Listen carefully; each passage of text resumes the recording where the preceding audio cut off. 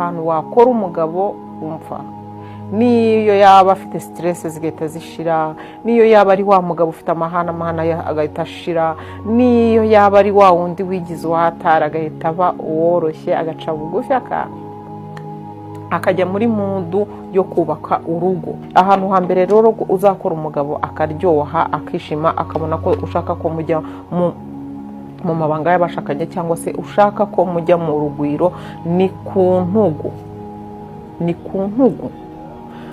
Ku ntugu rero buri umugabo niyo wamusanga yicaye like mu ntebe, ukamusanga yicaye ku gitanda, ukamusanga aho yaba ari hose, ukarenza akaboko kawe gutyo ukamushyira ku rutugu gutya, nyine umubiri wawe nuwe ni ukuvuga ngo biratandukanye n'uburyo biremetswe. Ahita yumva haje mudushagarira ukamufata ku rutugu mu buryo bwiza, ku buryo urambura akaboko kakajya kamukora bene nk'aha ngaha wakarengeje ku rutugu.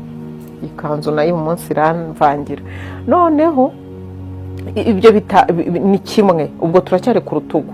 Hari uburyo ugomba gufata umugabo wawe ukamuturuka inyuma, nimba yambaye imyenda ibyashoboka kuyimukuramo cyangwa ntuyimukuremo, ukamuturuka inyuma ukamukorera massage yaha mu ntugu gahoro, na za ntoki zacu ziba zoroshye ukanazoroshya. Nababwiye ko iyo tugeze imbere y'abagabo tugomba gukora iki? Kwiyoroshya.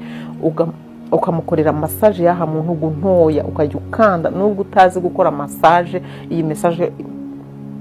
iyi massage gutegura umugabo nta muntu ujya upfa kuyinanirwa. Rero ndayibabwiye, nimba mutajyaga muyikoresha mumenye yuko uba ari uburyo bwiza bwo gutegura umugabo. Ukamugira ukajya ukora gutya, ukazamura hano nk'ujyana ku ijosi gutyo umukorera akamassage.